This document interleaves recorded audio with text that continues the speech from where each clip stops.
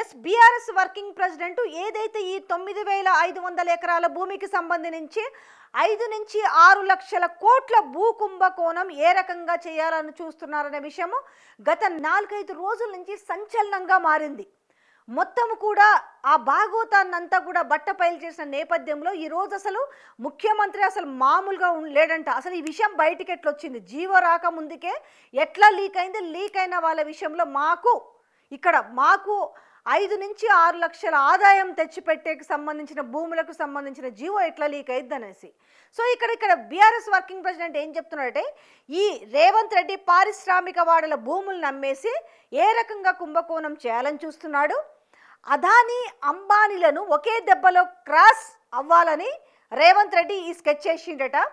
రేవంత్ రెడ్డి వారి మునిమనువలు కూర్చొని తిన్నా కూడా అరిగిపోని ఆస్తిని, అంటే ఎంత తిన్నా అరగకుండా తరగకుండా ఉన్న ఆస్తిని వెనకేసుకోవాలని ఈ స్కామ్కి తెరదీసింది అనేసి కేటీఆర్ ఆరోపిస్తున్నాడు. నిజంగానే ఈరోజు కేటీఆర్ ఆరోపిస్తున్న విధంగా ఇది నిజమేమనుకునే విధంగా ఈరోజు కేబినెట్ సమావేశంలో ఈ భూములకు సంబంధించి మంత్రులు మాట్లాడుతున్న మాటలు, అంటే గతంలో బీఆర్ఎస్ ప్రభుత్వంలో తీసుకున్న పాలసీనే మేము కంటిన్యూ చేసినట్టుగా మాట్లాడుతున్నారు.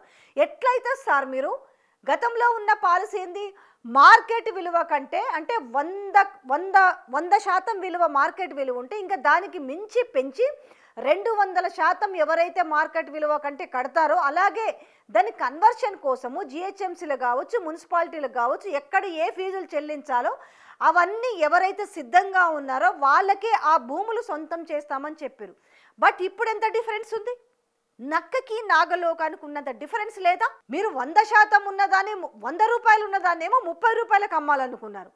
వాళ్ళు 100 రూపాయలు ఉన్నదాన్ని 200 రూపాయలకు అమ్మి ప్రభుత్వ ఖజానాకి డబ్బులు చేరవేయాలని చూసారు. కానీ ఇక్కడ మీరు ప్రభుత్వానికి ఇచ్చేది 30 రూపాయలు, మరి మిగతా 70 రూపాయలు ఎవరి జేబుల్లోకి వెళ్ళబోతున్నాయి? ఇది ప్రపంచంలోనే ఇది అత్యంత విలువైన అత్యంత పెద్దదైన స్కామ్ కదా.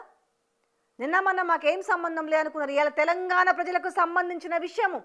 ఈ ఆస్తులను కాపాడుకోవాల్సిన బాధ్యత ఈరోజు ఒక రాజకీయ నాయకులపైనే కాదు, ఒక ప్రతిపక్ష పార్టీలపైనే కాదు, యావత్ తెలంగాణ సమాజం పైన ఉంది ఈరోజు బాధ్యత.